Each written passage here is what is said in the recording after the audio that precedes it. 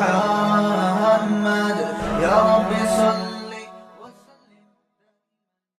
بسم اللہ الرحمن الرحیم۔ سورہ نحل کا رکوع نمبر 7 اور 14ویں پارے کا رکوع نمبر 13 آج میں انشاءاللہ شروع کروں گا۔ مختصر لفظی ترجمہ ہوگا پہلے، پھر انشاءاللہ اس کی تفسیر گرامر کے ساتھ۔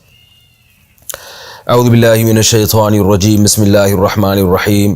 وقال اللہ لا تتخذوا، اور اللہ نے کہا، یعنی اللہ کہتا ہے کہ لا تتخذوا مت ٹھہراؤ الہینی دو الہ، اثنینی دو، یہ اثنینی الہینی کی تاکید کے لیے، دو الہ مت ٹھہراؤ۔ انما ہوا الہ واحد، بے شک وہ ایک الہ واحد ہے۔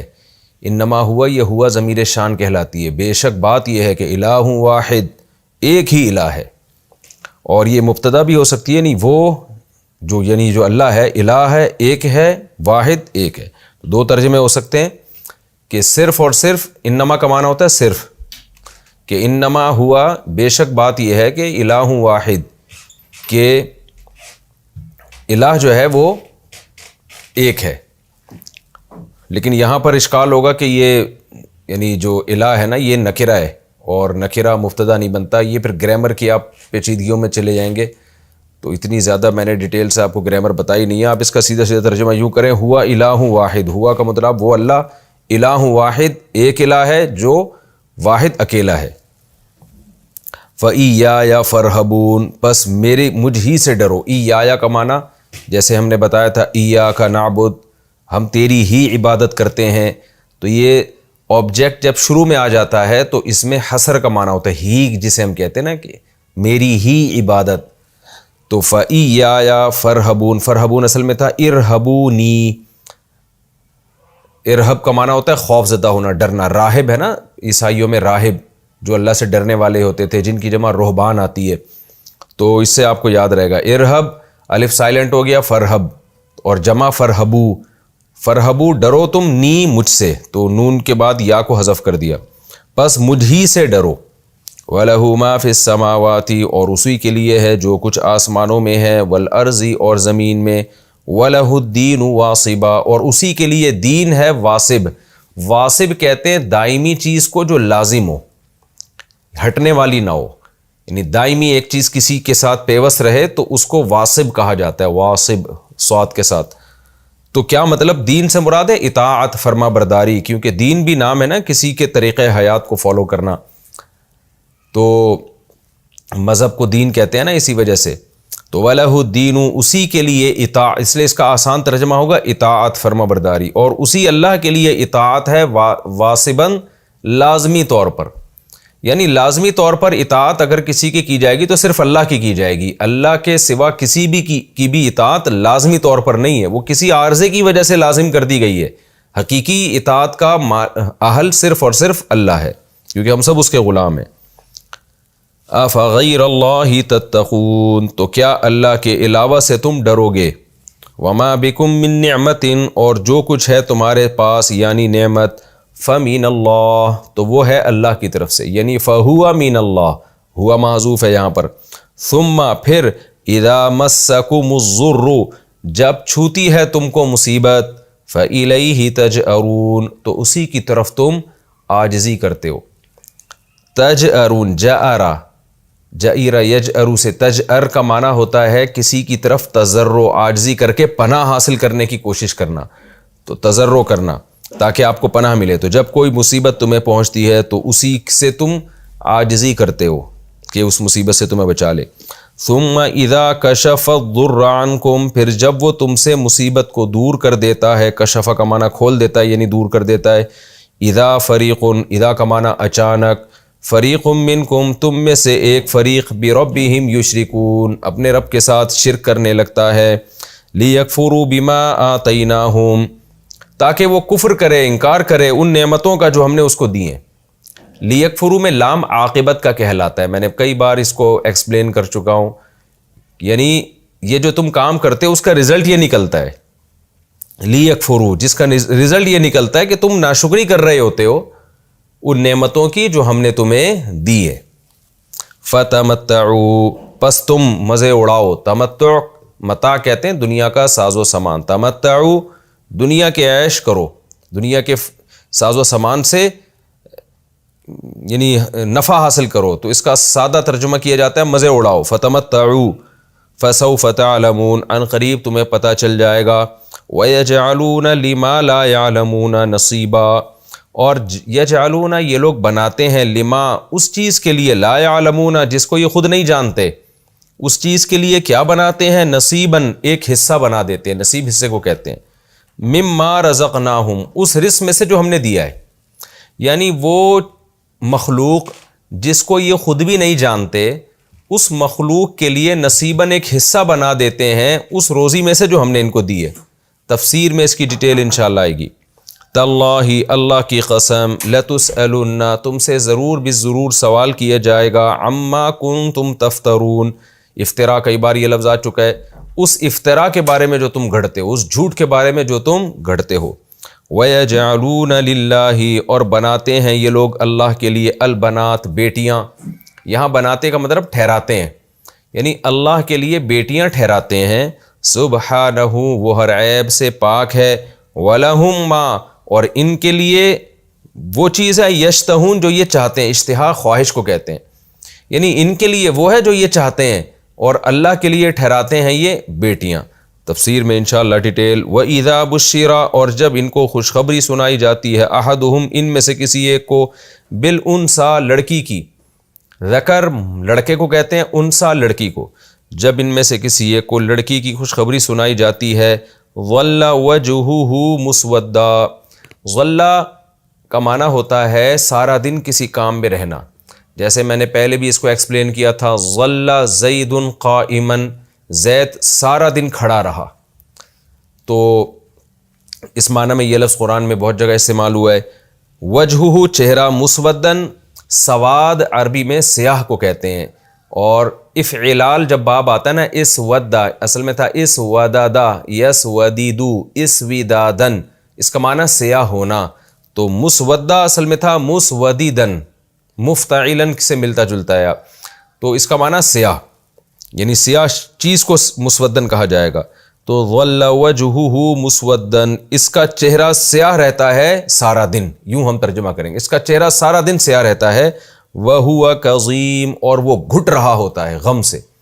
کظم کا لفظ بھی کئی بار آ چکا ہے سورہ آل عمران میں، وَالْكَاظِمِينَ الْغَيْظَ غصے کے گھونٹ کو نگلتے ہیں، تو جب کوئی انسان ٹینشن سے کڑ رہا ہوتا ہے نا، اپنا غم پھوٹ کے صحیح طرح سے بیان بھی نہیں کر سکتا، کڑ رہا ہوتا ہے، اس کو کظم کہا جاتا ہے۔ تو وَهُوَ كَظِيمٌ اور وہ کڑ رہا ہوتا ہے، يَتَوَارَى مِنَ الْقَوْمِ قوم سے چھپتا پھر رہا ہوتا ہے۔ وراء کسی بھی چیز کے پیچھے کو کہتے ہیں، کہتے ہیں نا اس کے ورے، یہ اردو میں بھی لفظ استعمال ہوتا ہے، اس کے ورے، تو ورا، تو یتوارا کا معنی ایک دوسرے سے چھپنا۔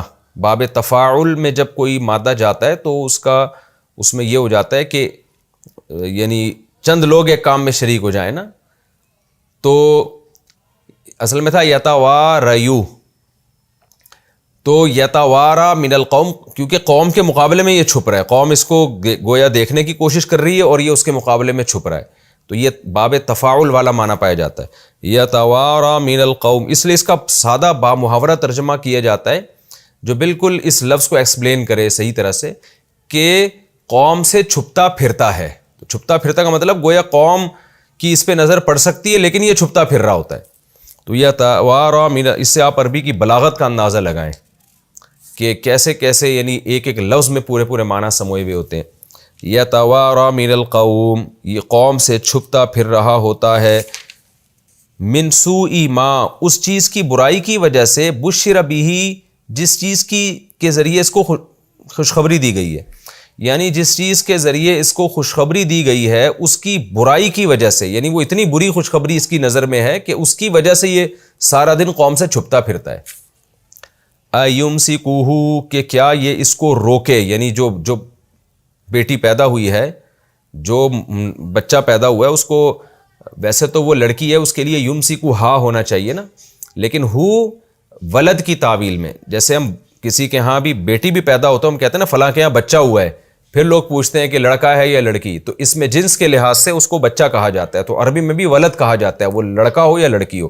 تو اس لحاظ سے اس کے لیے مذکر کی ضمیر استعمال کی کہ جو نو مولود جس کی خوشخبری دی گئی ہے، ایمسکوہ کہ کیا اس کو روک کے رکھے، یعنی یہ سوچ رہا ہوتا ہے، امسکا یمسکو امساکن کا معنی روکنا، یمسکو السماوات والارض ہے نا، اللہ نے تھاما ہوا ہے آسمان اور زمین کو، یعنی روکا ہوا ہے اپنے ٹریک سے، اللہ ہٹنے نہیں دیتا۔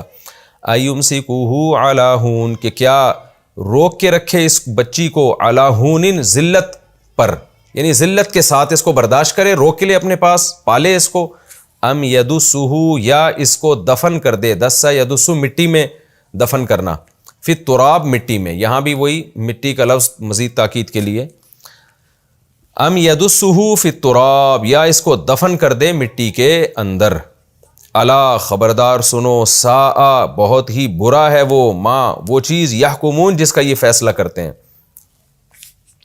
للذین ان لوگوں کے لیے، لا یؤمنون بالآخرہ جو آخرت پر ایمان نہیں لاتے، مثل السوء بری مثال ہے، یعنی برائی کی مثل، یعنی برائی کے مثل کا مطلب صفت کو موصوف کی طرف مضاف، موصوف کو صفت کی طرف مضاف کیا، یعنی المثل السوء بری مثال ہے ان کے لیے، تفسیر میں ڈیٹیل آئے گی انشاءاللہ۔ وَلِلَّهِ الْمَثَلُ الْأَعْلَى اور اللہ کے لیے اعلیٰ مثال ہے، وَهُوَ الْعَزِيزُ الْحَكِيمُ اور وہ زبردست غالب اور حکمت والا ہے۔ یہ ہمارا جی لفظی ترجمہ ہو گیا، اب ہم انشاءاللہ اس کی تفسیر کی طرف چلتے ہیں۔ آپ کو معلوم ہے سورہ نحل کے اس سے پہلے والے رکوع میں اللہ تعالیٰ نے یہ بتایا کہ ہم نے مردوں ہی کو پیغمبر بنا کے بھیجا ہے۔ یہ جو اعتراض کرتے ہیں کہ فرشتہ کیوں نہیں آیا، تو بیہودہ اعتراض ہے، اہل علم سے پوچھو، اہل کتاب سے پوچھو، وہ بھی کہیں گے کہ جتنے پیغمبر آئے وہ انسان ہی آئے ہیں، وہ فرشتے نہیں آئے۔ پھر اللہ نے دوبارہ توحید کی مثال دی کہ اللہ کی طاقت اور قدرت کو دیکھو، کہ چیزوں کے سایوں کو دیکھو، چیزوں کو دیکھو، کائنات کے ذرے ذرے کو دیکھو، یہ تمام کی تمام چیزیں اللہ کے سامنے سربہ سجود ہیں، سب اللہ کے حکم کے آگے فرما بردار ہیں، جس کام میں اللہ نے لگا دیا لگے ہوئے ہیں۔ تو انسان کو بھی چاہیے کہ جس کام میں اللہ نے لگا دیا لگ جائے، اور یہ تمام کائنات کا اللہ کے حکم کے تابع ہونا یہ خود اس کی علامت ہے کہ وہ اللہ ایک ہے۔ لہذا اس رکوع میں اللہ فرما رہے ہیں لا تتخذوا الہین اثنین، دو الہوں کو مت ٹھہراؤ، دو کو معبود مت بناؤ۔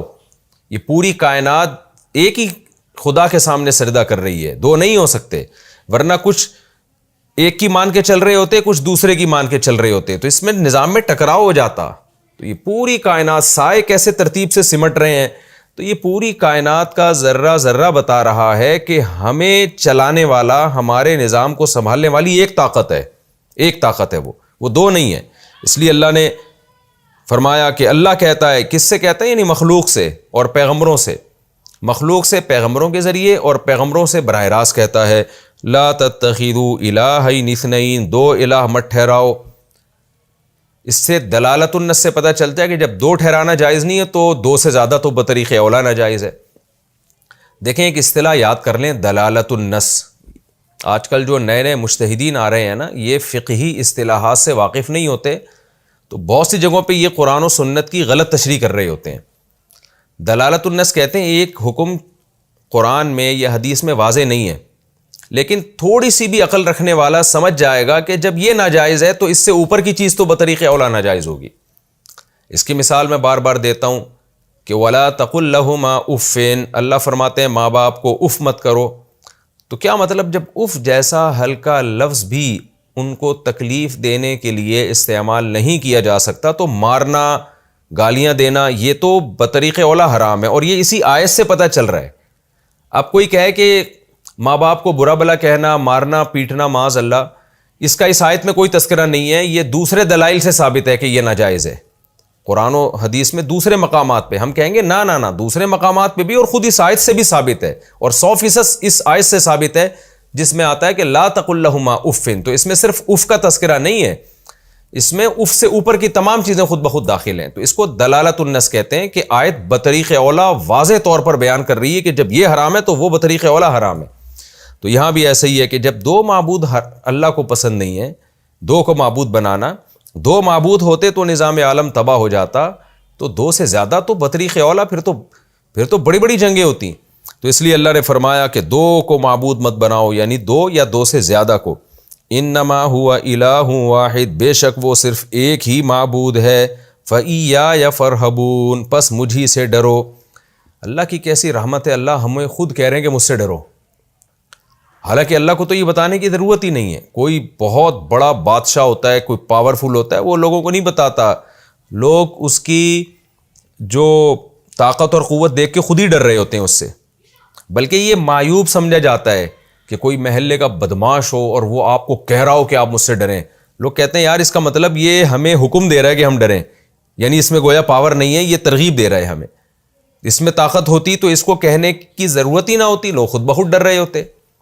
اب سوال پیدا ہوتا ہے پھر اللہ کیوں کہہ رہا ہے؟ تو اللہ اس لیے کہہ رہا ہے کہ اللہ کی ذات چھپی ہوئی ہے، غور و فکر آپ اس کائنات میں کریں گے تو اللہ کی طاقت کا یقین آئے گا، پھر آپ اللہ سے ڈریں گے۔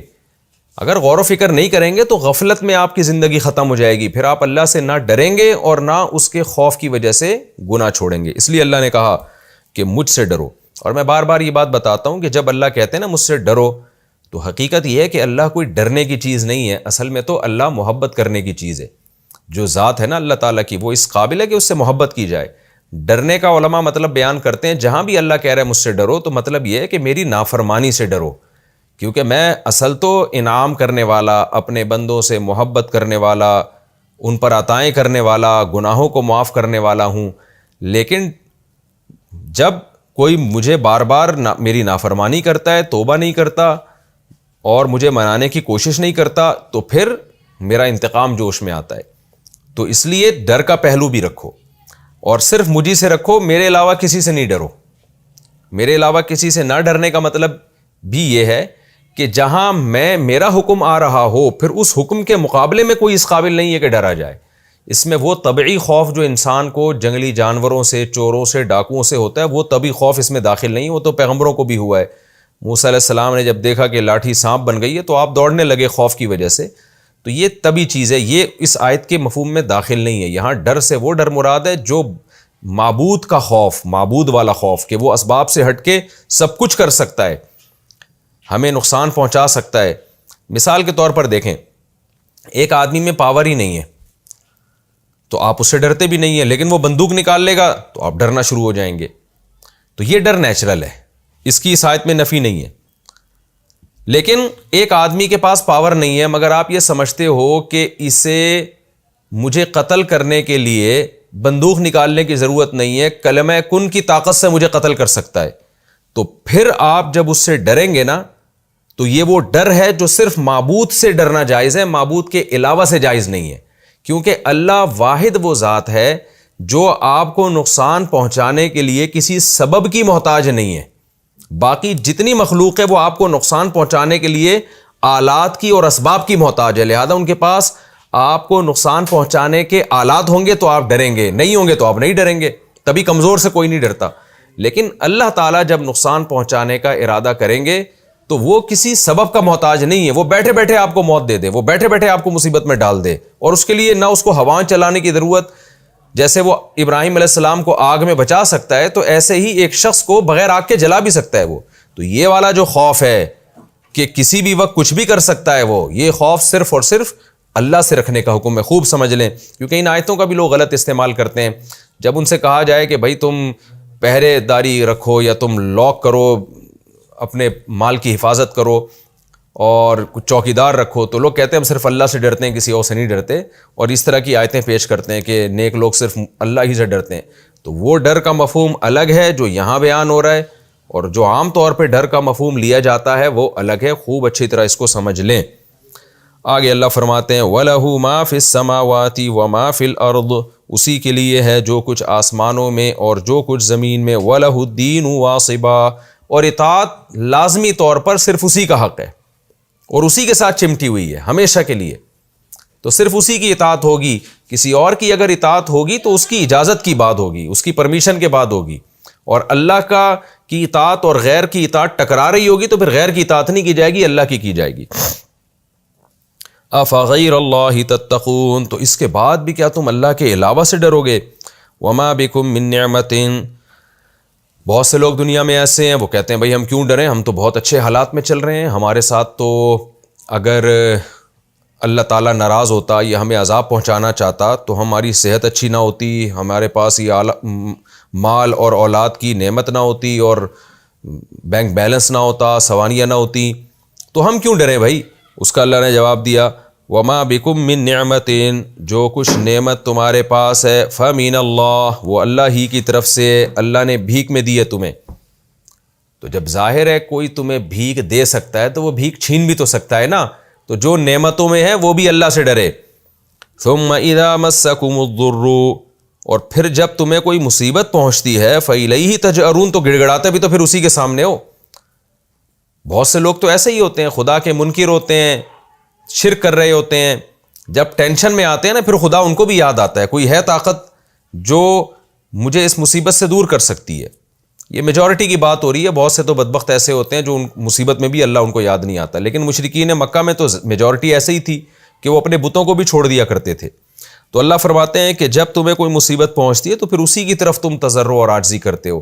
اس سے صاف پتہ چلتا ہے کہ تمہارے دل کی آواز بھی یہی ہے کہ جو نعمتیں ہمیں ملی ہوئی ہیں یہ خدا نے دی ہیں، ورنہ چھننے پر خدا کو یاد نہ کرتے تم۔ ثم اذا کشف الضر عنکم، پھر جب وہ مصیبت تم سے دور کر دیتا ہے۔ اب اللہ انسان کی ایک شکایت کر رہے ہیں، نعمتیں ملی ہوئی ہوتی ہیں تو مانتا نہیں ہے کہ اللہ نے دی ہیں، چھنتی ہیں تو پھر اللہ سے مانگنا شروع کر دیتا ہے، کہتا ہے یار یہ اللہ ہی فضل کرے گا۔ پھر جب اللہ مانگنے پر دوبارہ دے دیتا ہے، اذا فریق منکم بربہم یشرکون، تو تم میں سے ایک جماعت ایسی ہے جو اپنے رب کے ساتھ شرک کرنا شروع کر دیتی ہے، وہ مانتی نہیں کہ رب نے دی ہے، پھر ان بتوں کے اور معبودوں کے کھاتے میں ڈال دیتے ہیں، فلاں نے دی ہے، فلاں نے دی ہے، فلاں کی وجہ سے ہوا ہے، ہم تو فلاں مندر میں گئے تھے، فلاں بت کے سامنے جھکے تھے، فلاں مزار پہ سجدہ کیا تھا، منت مانی تھی۔ آج بھی ایسا ہوتا ہے۔ یہ جو مشرک دماغ کے لوگ ہوتے ہیں نا، یہ اولاد کا دیکھ لیں نا، جو بے اولاد لوگ ہیں اللہ سے دعائیں مانگتے ہیں، جب اللہ دے دیتا ہے تو چونکہ انہوں نے مزاروں میں بھی گئے ہوتے ہیں اور چڑھاوے اور یہ اس طرح کی حرکتیں، منتیں، شرکیہ مانی ہوتی ہیں، تو پھر اس کی طرف کہتے ہیں فلاں بابے نے دی ہے ہمیں، یہ فلاں قبر والے نے دی ہے ہمیں۔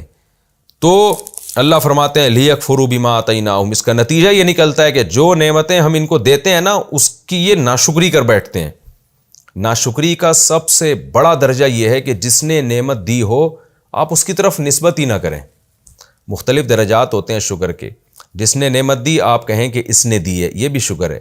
پھر اس نعمت کو اس کی مرضی کے خلاف استعمال نہ کریں، یہ بھی شکر کا ایک درجہ ہے۔ پھر اس نعمت دینے کے بعد اس کی نافرمانی نہ کریں، یہ بھی شکر کا ایک درجہ ہے۔ پھر جس نے دی ہے اس کا شکریہ ادا کریں، یہ بھی شکر کا ایک درجہ ہے۔ پھر جس نے دی ہے اس کے بدلے میں آپ اس کو بھی کچھ دیں، یہ بھی شکر کا درجہ ہے۔ تو ان درجوں میں جو سب سے پہلا اسٹیپ ہے نا وہ یہ ہے کہ جس نے دی ہے آپ مانیں کہ دی اس نے۔ اگر پہلے میں ہی انکار کر دیں کہ آپ کہیں کہ اس نے دی نہیں ہے تو پھر شکر کے سارے درجات ختم ہو جائیں گے۔ تو یہاں بھی اللہ کہتے ہیں یہ تو انکار کر دیتے ہیں کہ اللہ نے دی ہے، لیکفروا بما آتیناہم، جو نعمتیں ہم نے دی ان کا انکار کر بیٹھتے ہیں۔ فتمتعوا، تو مزے اڑا لو تم، ابھی اللہ تمہیں کچھ نہیں کہہ رہا۔ فسوف تعلمون، ان قریب تمہیں پتہ چل جائے گا۔ وَيَجْعَلُونَ لِمَا لَا يَعْلَمُونَ، اور ٹھہراتے ہیں لما، اس مخلوق کے لیے، لا يعلمون، جس کو یہ خود بھی نہیں جانتے ہیں۔ کیا مطلب؟ اس کی ان بتوں کی بات ہو رہی ہے جس کی حقیقت کو یہ خود بھی نہیں جانتے ہیں۔ کیا مطلب حقیقت کو خود بھی نہیں جانتے؟ یعنی انہوں نے ان بتوں کے بارے میں فرض کر رکھا ہے کہ یہ ہمارے نفع اور نقصان کے مالک ہیں، تو ان کو پتہ ہے یہ ہماری فرضی چیزیں ہیں، ورنہ ہم خود بھی نہیں جانتے کہ یہ ان میں حقیقت میں ہے بھی کہ نہیں ہے۔ تو اس لیے یہاں جو آبجیکٹ ہے نا محذوف ہے۔ بعض دفعہ آبجیکٹ یعنی مفعول اتنا واضح ہوتا ہے کہ اس کو حذف کر دیا جاتا ہے، یہ بتانے کے لیے کہ اس کے تذکرے کی ضرورت ہی نہیں ہے۔ تو اس لیے اس کا یہاں صحیح عبارت کیا نکلے گی؟ وَيَجْعَلُونَ لِمَا لَا يَعْلَمُونَ أَنَّهُمْ يَضُرُّهُمْ وَيَنْفَعُهُمْ، وہ مخلوق جس کے بارے میں یہ جانتے ہیں، جس کے بارے میں یہ جانتے ہی نہیں ہیں کہ یہ نقصان پہنچا سکتے ہیں یا نفع، یعنی ان کے پاس کوئی دلیل ہی نہیں ہے تبھی جانتے ہی نہیں ہے۔ تو جس کی حقیقت ان کو خود معلوم نہیں ہے، حقیقت سے کیا مراد ہے؟ یہ حقیقت کہ یہ نفع اور نقصان کے مالک ہے، یہ خود ان کو معلوم نہیں ہے، یعنی ان کے پاس اس کی کوئی دلیل ہی نہیں ہے نا، جب دلیل ہی نہیں ہے تو علم بھی نہیں ہے۔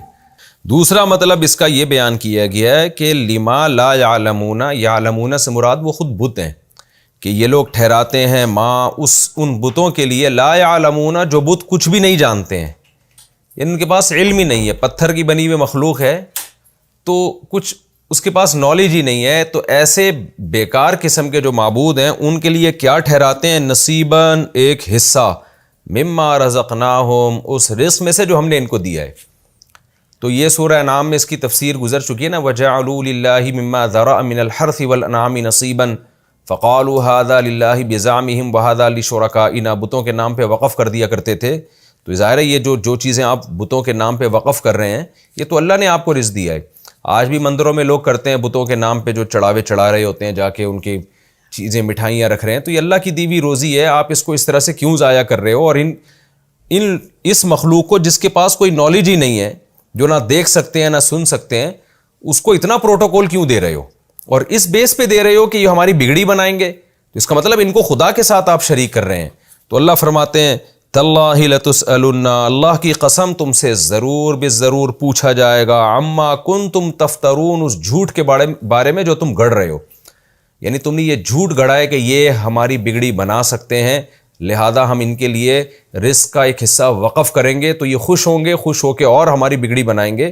تو یہ جو جھوٹ تم نے اللہ پہ گڑھا ہے، کیونکہ اللہ نے تو اپنے ساتھ کسی کو شریک نہیں کیا، تو اس کے بارے میں تم سے بروز محشر ضرور بالضرور سوال کیا جائے گا۔ آگے شرک کی ایک اور قسم بیان کی جا رہی ہے۔ ایک قسم شرک کی یہ بھی تھی کہ بنو خزاعہ کا کہ جو مشرکین تھے نا، وہ یعنی مشرکین کا ایک قبیلہ تھا جو یہ کہتا تھا کہ فرشتے معاذ اللہ اللہ کی بیٹیاں ہیں۔ تو چونکہ اللہ نے اپنی طرف اولاد کی نسبت کرنے سے منع کیا، حضرت عیسیٰ ابن مریم کو عیسائیوں نے جب اللہ کا بیٹا کہا تو قرآن نے کہا تکاد السماوات یتفطرن منہ وتنشق الارض، یہ اتنا سخت جملہ ہے کہ قریب ہے کہ آسمان پھٹ جائے۔ تو اسی طرح فرشتوں کی نسبت کر دی مشرکین نے اللہ کی طرف کہ یہ بیٹیاں ہیں۔ تو اب اس میں ڈبل جرم تھا۔ ایک تو یہ کہ عرب لوگ بیٹی کی طرف نسبت، یعنی اپنی نسبت بیٹی کی طرف، یہ بیٹی کی نسبت اپنی طرف، اس کو بہت معیوب سمجھتے تھے، اتنا معیوب کہ وہ جب بیٹی پیدا ہوتی تو اس کو زندہ دفن کر دیتے، یا یہ سوچتے کہ اس کو ہم ذلت کے ساتھ برداشت کریں، یعنی یا تو ذلت کے ساتھ، کیونکہ بیٹی پہ ترس آ رہا ہے تو ذلیل ہو کے اس کو رکھ لو، یہ ان کا کانسیپٹ تھا، یا جان چھڑانے کے لیے اس کو اسی وقت دفن کر دیا جائے۔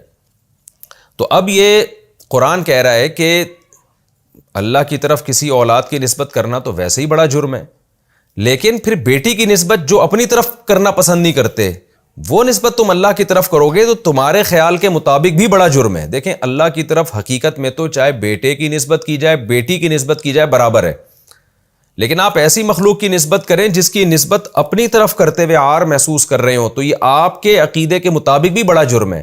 تو اسی بات کو قرآن نے یہاں بیان کیا، وَيَجْعَلُونَ لِلَّهِ الْبَنَاتِ، اور یہ لوگ ٹھہراتے ہیں اللہ کے لیے بیٹیاں، سبحانہ وہ ہر عیب سے پاک ہے، یعنی اولاد کے عیب سے بھی پاک ہے وہ، وَلَهُم مَّا يَشْتَهُونَ، اور ان کے لیے وہ ہے جو یہ پسند کرتے ہیں، یعنی اپنے لیے بیٹے، اپنے لیے چاہتے ہیں کہ ان کی بیٹوں کی نسبت ان کی طرف کی جائے، اور اللہ کے کھاتے میں ڈال رہے ہیں بیٹیوں کو، تو یہ ان کی رائے، ان کے خیال میں بھی یہ غلط ہے۔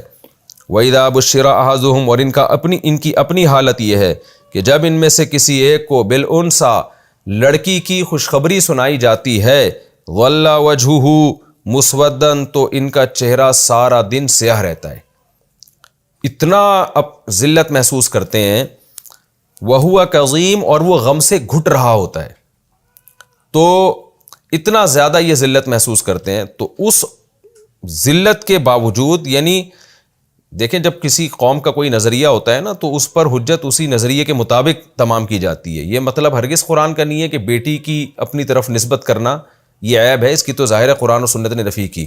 تو قرآن کہہ رہا ہے وَإِذَا بُشِّرَ أَحَدُهُمْ بِالْأُنْثَىٰ ظَلَّ وَجْهُهُ مُسْوَدًّا وَهُوَ كَظِيمٌ، خود کی حالت یہ ہے کہ جب ان میں سے کسی کو بھی بیٹی کی خوشخبری سنائی جاتی ہے، ہوتی تو خوشخبری ہے لیکن اس کو خوشخبری نہیں لگتی، وہ تو سارا دن اس کا چہرہ ذلت سے سیاہ رہتا ہے، اور وہ کڑوے گھونٹ کو، غصے کے کڑوے گھونٹ کو پی رہا ہوتا ہے۔ یتوارا من القوم، قوم سے چھپتا پھر رہا ہوتا ہے، لوگ بھی تانے دیں گے بے تیرے یہاں بیٹی پیدا ہوئی ہے، تو قوم سے ذلت کی وجہ سے چھپتا پھر رہا ہوتا ہے۔ من سوء ما بشر بہ، اس خوشخبری کی برائی کی وجہ سے جو دی گئی ہے اس کو، یعنی اس خوشخبری کو یہ برا سمجھتا ہے، تو اس کو اتنا برا سمجھتا ہے کہ وہ اپنے حق میں اتنا بڑا عیب سمجھتا ہے کہ سارا دن قوم سے چھپتا پھرتا ہے۔ یہ ایمسکہ علی ہون، پھر سوچتا ہے کہ کیا میں اس کو ذلت کے ساتھ روک لوں، برداشت کر لوں، بیٹیوں کی طرح پالنا شروع کر دوں، ام یدسہ، لیکن اس میں ذلت ہوگی، ام یدسہ فی التراب، یا مٹی میں اس کو دفن کر دوں۔ الا، اللہ فرماتے ہیں خبردار سنو، ساء ما یحکمون، کتنا برا فیصلہ ہے جو یہ کرتے ہیں کہ اپنی طرف بیٹوں کی نسبت اور اللہ کی طرف بیٹیوں کی نسبت، یہ کتنا برا فیصلہ ہے جو یہ کر رہے ہیں۔ تو اللہ کی طرف تو حقیقت میں بیٹوں کی نسبت بھی بری ہے، بیٹیوں کی بھی بری ہے، لیکن یہ تو اور بھی زیادہ بری ہے کہ اپنے لیے جس چیز کو عزت سمجھتے ہیں اس کی نسبت اپنی طرف، اور اپنے لیے جس چیز کو ذلت سمجھتے ہیں اس کی نسبت بغیر کسی ہچکچاہٹ کے اللہ کی طرف کر دیتے ہیں۔ تو یہ بہت ہی برا فیصلہ ہے جو یہ کر رہے ہیں۔ باقی ظاہر ہے بیٹیوں کو زندہ دفن کرنا خود ایک بری بات ہے، جس کی قرآن میں مختلف جگہوں پہ نفی کی گئی ہے، اور سورہ کوثر میں وَإِذَا الْمَوْءُودَةُ سُئِلَتْ بِأَيِّ ذَنبٍ قُتِلَتْ، جس دن زندہ دفن کی ہوئی بچی سے اللہ پوچھیں گے بتا تجھے کس جرم میں قتل کیا گیا۔ اور بھی قرآن میں دوسرے مقام پہ اس عمل کی برائی وارد ہوئی ہے۔ ابھی تو یہاں یہ بتانا مقصد ہے، ابھی تو شرک کی نفی مقصود ہے کہ ان کو انہی کے نظریے کے مطابق جواب دیا جا رہا ہے کہ اللہ کی طرف بیٹیوں کی نسبت نہیں کی جائے گی۔ للذین لا یؤمنون بالآخرہ، وہ لوگ جو آخرت پر ایمان نہیں لاتے، ان کے لیے مثل السوء، بری مثال ہے۔ یہاں مثال سے مراد ہے صفات۔ جب ہم کسی کو ایکسپلین کرتے ہیں تو مثالیں دے دے کے، تو مثالوں کے ذریعے ہم اصل میں اس کی صفات ثابت کرنا چاہتے ہیں، اس لیے اس صفت کو مثال سے تعبیر کیا گیا۔ مثال کے طور پر ہم یہ کہتے ہیں کہ زید جو ہے وہ شیر کی طرح ہے، تو شیر ایک مثال دی نا، تو یہاں مثال کے ذریعے ایک صفت ثابت کرتے ہیں کہ بہادر ہے۔ تو اللہ فرماتے ہیں کہ مشرکین کے لیے بری مثالیں ہیں، یعنی وہ مثالیں جن سے ان کا برا ہونا ثابت ہو۔ وَلِلَّهِ الْمَثَلُ الْأَعْلَى، اور اللہ کے لیے اعلیٰ مثالیں ہیں، یعنی وہ مثالیں جن سے اللہ کی اعلیٰ صفات ثابت ہوتی ہیں۔ اور خوب سمجھ لیں قرآن میں دوسرے مقام پر آتا ہے لَيْسَ كَمِثْلِهِ شَيْءٌ، اللہ کی مثل کوئی ہے ہی نہیں۔ تو یہ دونوں میں تعارض نہیں ہے، وہاں قرآن یہ بیان کر رہا ہے کہ اللہ کی کوئی مثال نہیں ہے، یہاں کہہ رہا ہے کہ اللہ کے لیے بڑی مثالیں ہیں۔ تو حقیقی مثال کوئی نہیں بن سکتی اللہ کی، ہاں اللہ کی صفات کو ایکسپلین کرنے کے لیے مثالیں دی جا سکتی ہیں۔ تو وہاں مراد ہے کہ اس جیسا کوئی نہیں ہے، اس کی مثل یعنی اس جیسا اللہ کوئی ہو ہی نہیں سکتا۔ تو حقیقی طور پر اس کو ایکسپلین کرنا اور اس کی کوئی خارج میں مثال قائم کرنا ممکن نہیں ہے، کیونکہ اس جیسا کوئی ہے ہی نہیں، تو کہاں سے لائیں گے؟ لیکن صفات ثابت کرنے کے لیے، سمجھانے کے لیے جب مثال دی جائے گی تو اس مثال کی قرآن نے نفی نہیں کی ہے۔ اللہ فرماتے ہیں وَهُوَ الْعَزِيزُ، وہ زبردست غالب ہے، الحکیم، اور حکمت والا ہے۔ یہ ہمارا رکوع بھی کمپلیٹ ہو گیا، اور اس رکوع کا حاصل بھی یہی ہے کہ اللہ نے فرمایا کہ ایک سے زیادہ معبود مت ٹھہراؤ، صرف اللہ کی عبادت کرو، کیونکہ اطاعت کا لائق بھی وہی ہے، اور جو کچھ آسمانوں میں زمین میں سب کا مالک بھی وہی ہے۔ اللہ نے اس میں ہمیں حکم دیا کہ ڈرو بھی صرف اور صرف اللہ تعالیٰ سے، اور پھر اللہ نے بتایا کہ جو نعمتیں تمہیں اللہ نے دی ہوئی ہیں، تم یہ سمجھتے ہو کہ یہ چھن نہیں سکتی، تو یہ سب اللہ نے دی ہیں۔ ان کے شکر کا بھی تقاضا ہے کہ ایک خدا کو مانو، اور خوف کا بھی تقاضا ہے کہ وہ چھین نہ لے تم سے یہ نعمتیں، اس کا بھی تقاضا ہے کہ ایک خدا کو مانو۔ پھر اللہ نے انسان سے شکایت کی کہ جب نعمت چھینتی ہے تو اللہ کو، ایک خدا کو پکارتا ہے، اور جب نعمت مل جاتی ہے تو ان میں بہت سے لوگ دوبارہ شرک کے راستے پر آ جاتے ہیں۔ پھر مشرکین کے ایک عمل کی برائی بیان کی گئی کہ یہ لوگ اپنے بتوں کے لیے حصوں کے رزق کو خاص کر دیتے ہیں، حالانکہ یہ جو تقرب کا یہ طریقہ ہے، عبادت کا یہ طریقہ ہے، صرف اللہ کے لیے جائز ہے، اللہ کے علاوہ کسی اور کے لیے جائز نہیں ہے۔ پھر اللہ کی طرف بیٹیوں کی نسبت کرتے ہیں، اور خود کا عمل یہ ہے کہ بیٹی پیدا ہو جائے تو سارا دن منہ کالا رہتا ہے ذلت کی وجہ سے، اور پریشان ہوتا ہے کہ اس کو میں مٹی میں دفن کر دوں یا ذلت کے ساتھ اس کو برداشت کر دوں۔ تو خود کا یہ عمل ہے، اور اللہ کی طرف اس بیٹی کی نسبت کر دیتے ہیں۔ تو میں نے پھر بتا دوں کہ نسبت چاہے بیٹے کی ہو بیٹی کی ہو، اللہ کی طرف حرام ہے۔ یہاں مشرکین کو ان کے کانسیپٹ کے مطابق آر دلانا مقصد ہے۔ ہمارا یہ رکوع کمپلیٹ ہو گیا، وقت ہمارا تھوڑا سا رہ گیا ہے، اس میں انشاءاللہ ہمارا ترجمہ ہو جائے گا، پھر تفسیر اگلے ایپیسوڈ میں انشاءاللہ ہم شروع کریں گے۔ یہ چھوٹے چھوٹے رکوع ہیں۔ اب ہم سورہ نحل کا رکوع نمبر 8 اور رکوع نمبر 14 ہم شروع کرتے ہیں، مختصر لفظی ترجمہ ہو سکے گا، تفسیر انشاءاللہ اگلے ایپیسوڈ میں۔ بسم اللہ الرحمن الرحیم۔ وَلَوْ يُؤَاخِذُ اللَّهُ النَّاسَ بِظُلْمِهِمْ، اللہ اگر پکڑ لیتا، مؤاخذہ کرتا، پکڑ لیتا لوگوں کو، بظلمہم، ان کے ظلم کی بنیاد پر، ما ترک علیہا من دابہ، تو نہیں چھوڑتا زمین پر کوئی جاندار چیز، فوراً ہلاک کر دیتا۔ وَلَٰكِن يُؤَخِّرُهُمْ إِلَىٰ أَجَلٍ مُّسَمًّى، لیکن اللہ ان کو مؤخر کر رہا ہے، مہلت دے رہا ہے ایک وقت متعین تک کے لیے۔ فَإِذَا جَاءَ أَجَلُهُمْ، پس جب آ جائے گا ان کا وقت متعین، لَا يَسْتَأْخِرُونَ سَاعَةً وَلَا يَسْتَقْدِمُونَ، تو ایک سیکنڈ کے لیے بھی نہ آگے ہو سکتے ہیں نہ پیچھے ہو سکتے ہیں۔ اس کی کئی بار یہ ترجمہ گزر چکا ہے۔ وَيَجْعَلُونَ لِلَّهِ مَا، اور ٹھہراتے ہیں اللہ کے لیے وہ چیز، یکرہون، جو یہ خود ناپسند کرتے ہیں۔ وَتَصِفُ، وصف یصف کا معنی بیان کرنا بھی ہوتا ہے، اور تصف السنتہم، لسان کی جمع السنہ، لسان زبان کو کہتے ہیں، ان کی زبانیں بیان کرتی ہیں الکذب، جھوٹ۔ وہ جھوٹ کیا ہے؟ ان لہم الحسنی، کہ ان کے لیے اچھائی ہے، یعنی ان کو آخرت میں اچھا ٹھکانہ ملے گا۔ لا جرما، یہ لفظ پہلے بھی گزر چکا ہے، لا جرم کا معنی یقیناً، ان لہم النار، کہ بے شک ان کے لیے آگ ہے، وانہم مفرطون، اور یہ آگے بھیجے جائیں گے، یعنی پہلے جہنم میں ڈالے جائیں گے۔ فرط کہتے ہیں نا کسی بھی چیز میں زیادتی کو، پہل کو، تو افرط یفرط، افراطن کا معنی زیادتی کرنا، پہل کرنا، تو مفرطون یہ پہل کروائے جائیں گے۔ تاللہ، اللہ کی قسم، لقد ارسلنا، تحقیق ہم نے بھیجا، الی امم، پچھلی قوموں کی طرف، من قبل کا، آپ سے پہلے، امہ کی جمع امن، فزین لہم الشیطان اعمالہم، شیطان نے ان کے لیے ان کے اعمال کو مزین کر دیا تھا۔ فہو ولیہم الیوم، پس آج کے دن بھی، الیوم کہتے ہیں آج کو، ولیہم، پس وہ شیطان آج بھی ان کا دوست ہے، ان کا دوست ہے۔ وَلَهُمْ عَذَابٌ علیم، اور ان کے لیے دردناک عذاب ہے۔ وَمَا أَنزَلْنَا عَلَيْكَ الْكِتَابَ، اور نہیں نازل کی ہم نے آپ پر کتاب، الا، مگر صرف اس لیے، لِتُبَيِّنَ لَهُمْ، تاکہ آپ کھول کھول کے بیان کر دیں ان کے لیے، الذی، وہ چیزیں، اختلفوا فیہ، جن میں یہ اختلاف کر رہے ہیں، وہ کانسیپٹ کلیئر کر دیں جن میں ان کا اختلاف ہے۔ وَہُدًى، اور ہم نے کتاب نازل کی اس لیے کہ یہ ہدایت ہے، وَرَحْمَةً، اور رحمت ہے، لِقَوْمٍ يُؤْمِنُونَ، ان لوگوں کے لیے جو ایمان لانا چاہتے ہیں۔ وَاللَّهُ أَنزَلَ مِنَ السَّمَاءِ مَاءً، اور اللہ وہ ذات ہے جس نے آسمان سے پانی برسایا، فَأَحْيَا بِهِ الْأَرْضَ، پھر زندہ کیا اس پانی کے ذریعے زمین کو، بعد موتها، اس زمین کے مردہ ہونے کے بعد۔ ان فی ذلک لآیہ، بے شک اس میں نشانی ہے، لقوم، اس قوم کے لیے، ان لوگوں کے لیے، یسمعون، جو ہماری باتوں کو سنتے ہیں۔ یہ جی ہمارا رکوع نمبر 8 اور 14 بھی ہوا۔ اب انشاءاللہ اگلے ایپیسوڈ میں ہم اس کی تفسیر شروع کریں گے، یعنی اگلے ایپیسوڈ میں ہم سورہ نحل کے رکوع نمبر 8 اور 14ویں پارے کے رکوع نمبر 14 کی تفسیر شروع کریں گے۔ اللہ تعالی ہمیں سمجھنے کی، عمل کی توفیق عطا فرمائے۔ وما علینا الا البلاغ۔